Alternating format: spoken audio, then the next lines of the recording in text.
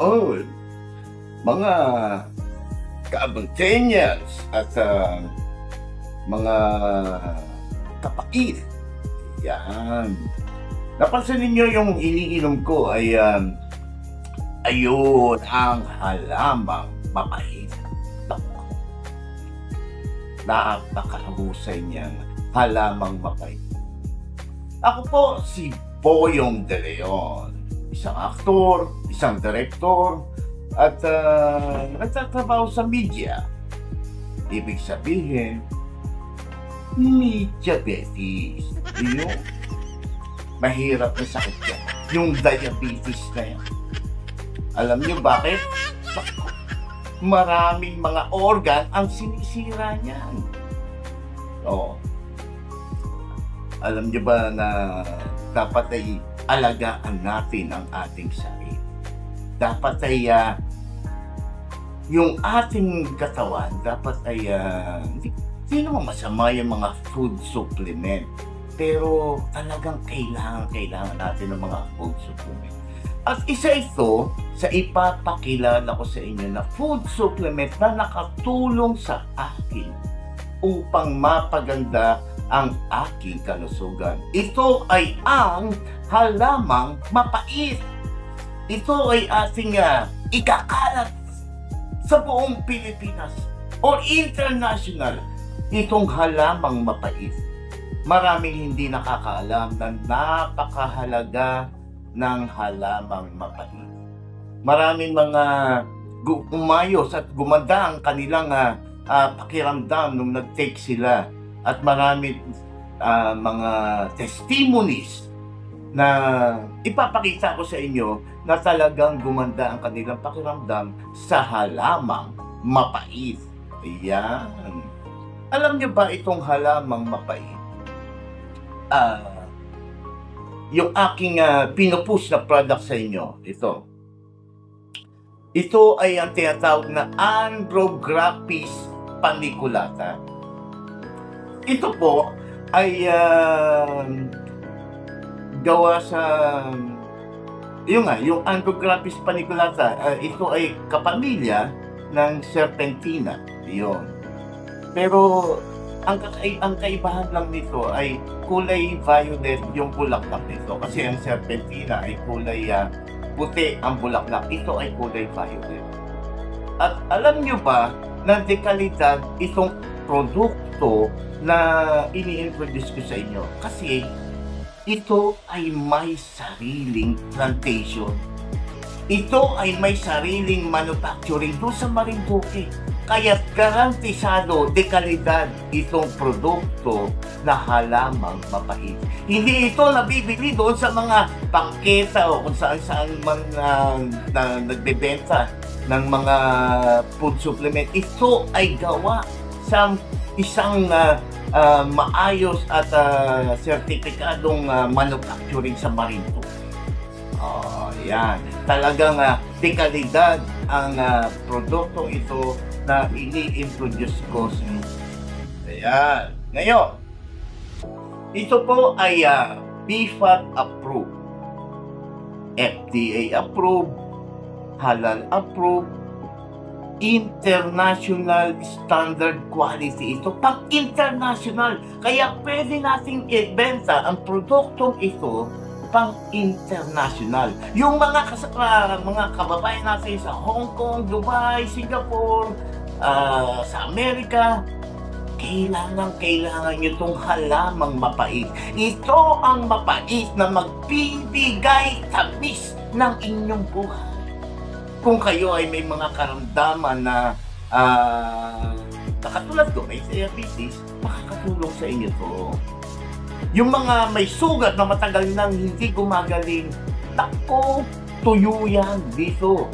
Dahil ito ay mabisa sa mga sugat. Okay? So, itong product na to ay mayroong CPR. Ibig sabihin ng CPR ay Certificate Product Registration.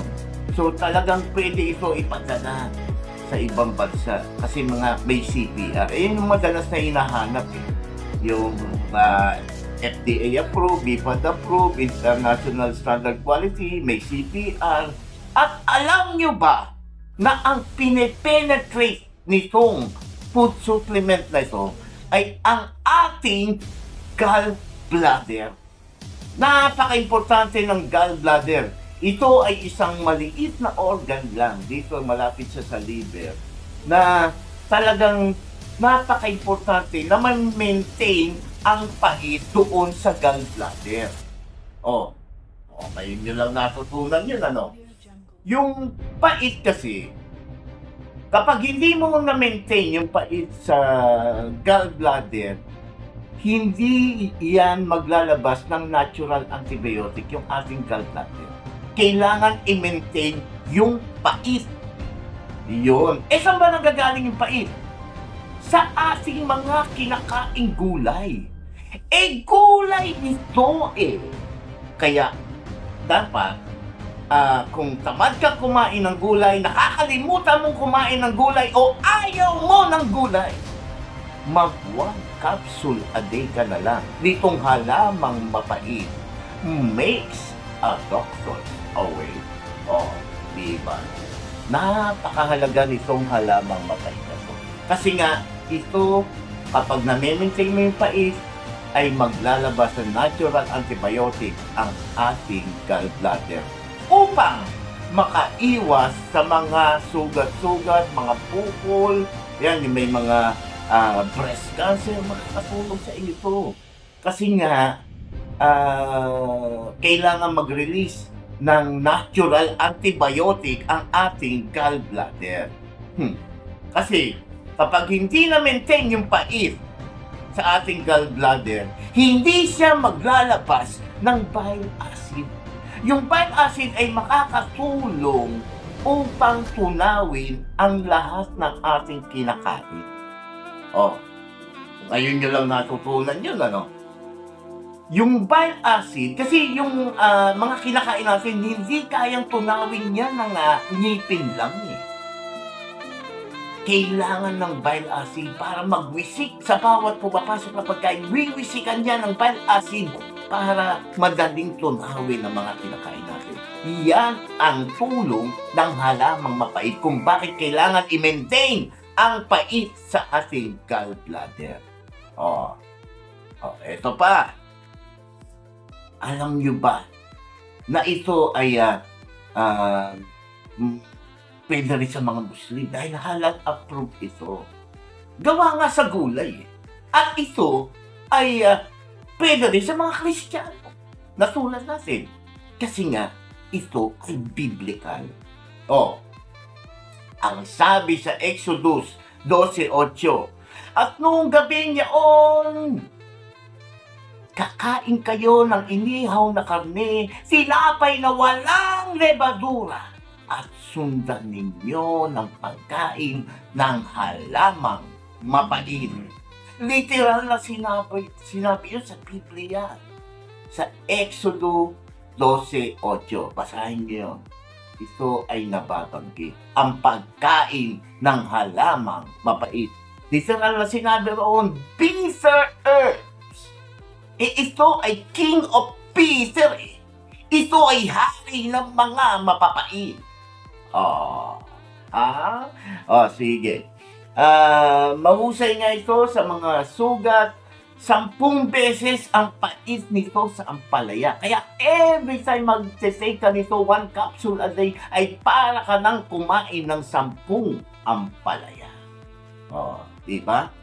Ito ay antioxidant, anti-inflammatory, antibacteria, anti-pneumonia, antibiotic, antay ka lang. Kasi gagaling ka naman. Basta i-maintain mo lang ang pag-take nito 1 capsule. Makakatulong ito upang mapanatiling malusog ang ating liver at ang ating gallbladder.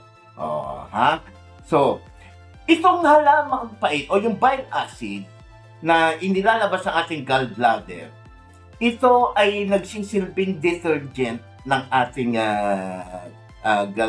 sa ating katawan. Kasi yung mga toxin na pumapasok sa ating katawan ay hinihiwalay nito upang ating iihi Oh, upang lumabas sa ating katawan. So, nagsisilbi siyang panlinis ng ating mga pumapasok na toxin sa ating katawan.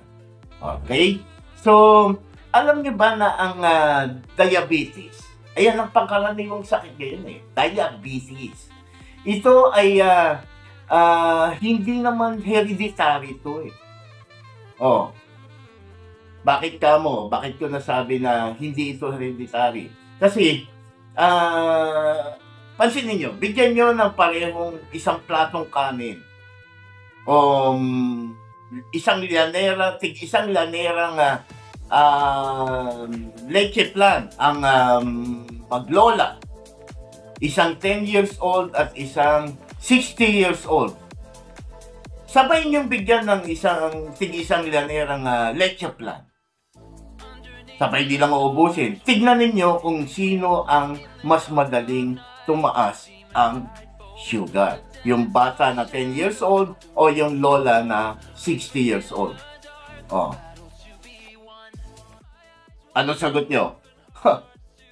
Siyempre, yung lola na 60 years old. Siya ang mabilis natataas yung sugar level. Bakit? Kasi marami ng damage ang kanyang organ. Kaya mabilis nang tumaas ang kanyang sugar level. Hindi katulad ng bata pa na malusog pa ang kanyang mga organ, hindi kaagad tataas ang kanyang sugar level. Doon sa 60 years old na matanda. Hindi nakukuha sa dahil magkadugo sila, magkamag-anak o maglola sila. Doon sa mga na-damage na organ sa ating katawan. Kapag mahina na, doon na tumataas ang sugar level. So kapag mahina na ang mga organ, kailangan nating mag-take ng mga food supplement. Kasi ang mga food supplement ay walang chemicals. Walang chemical yan. So, okay lang dahil ang mga food supplement ay talagang pure herbal, lalo na kung ito ay manggagaling talaga sa isang dekalidad na manufacturer o plantation na tulad ng aking product na to na aking ini-introduce sa inyo, talagang makakamit ang inyong kalusugan. Okay? So, ito ay pagkain talaga ng ating cells. Kailangan na panatiling malusog ang ating mga cells dahil kapag malusog ang ating mga cells, lulusog ang ating mga tissues sa ating katawan.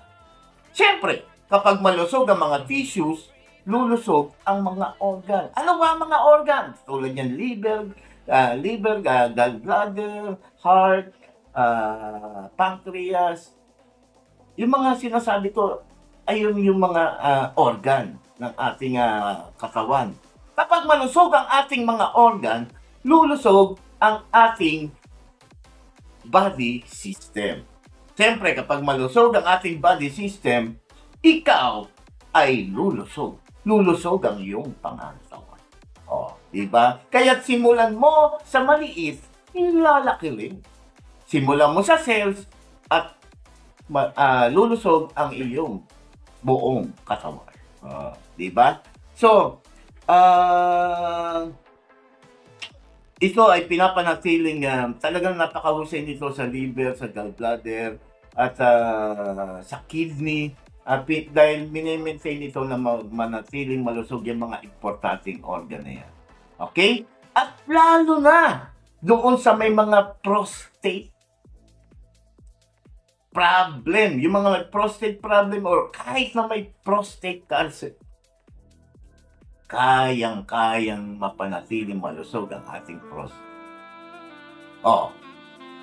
Pag-usapan natin ang, kasi dalawa lang yan yung tinatawag na overuse or underuse. Ano gusto mong unahin natin pag-usapan? Alam niyo ba yung saan ba nakukuha yung prostate? Kasi, ipapaalam ko sa inyo na ang mga similya ng mga lalaki ay nabubulok yan every 28 days. Kaya kailangan i-release yan.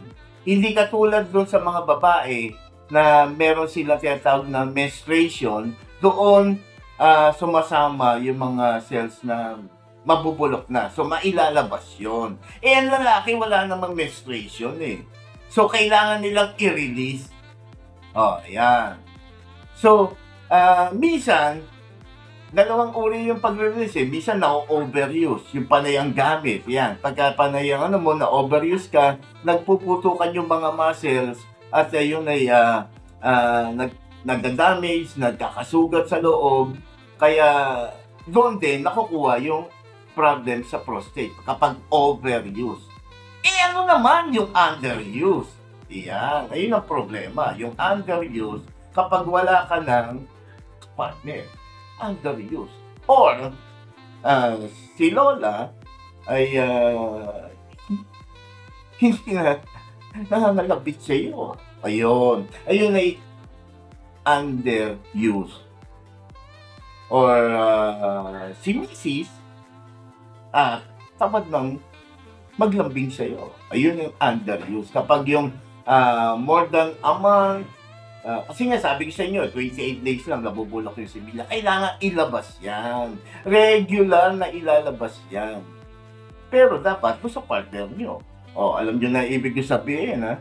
Sa mga below 18, huwag nyo na isipin yung mga sinasabi ko. Sa mga 18 above, yan. Alam nyo na ang ibig nyo sabihin na kailangan i-release ang similya ng mga lalaki. Kasi nga, wala naman silang menstruation. Kailangan nilang ilabas yun para hindi mabulok at hindi magkaroon ng prostate problem or prostate cancer. Yan. So, yan. Maraming maitutulog to na tulad ko. Nagkaroon ako ng sugat sa paa na halos kalahating taon na hindi gumagaling. Binudburan ko lang ito ng halamang mapait, tinanggal doon sa capsule. Binudburan ko at umiinom ako. Loob at labas ang aking binti. Ipapakita ko sa inyo. Ay hindi gumagaling ang sugat. Dito lang sa akin nire-recommenda sa inyo.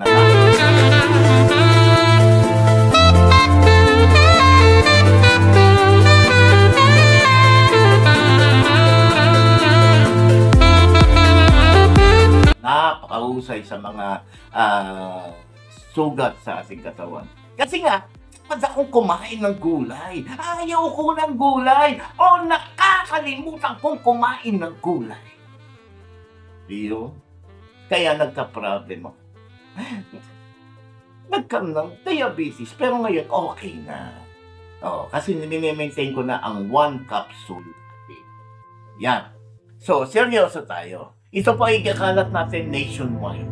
Ipapaalam natin sa buong Pilipinas o ating mga kababayan na ang pagkain ng halamang mapait ay napaka-importante sa ating katawan. So, seryoso natin pag-usapan. Kung ikaw ay may kapatid, magulang, pinsan, kapamilya, kapuso, o kahit ano pa man na mga mahal mo sa buhay, mga kamag-anak, dahil mahal niyo sila, huwag niyong hayaan na hindi nila malaman ang pagkain ng halamang mapait dahil napaka-importante.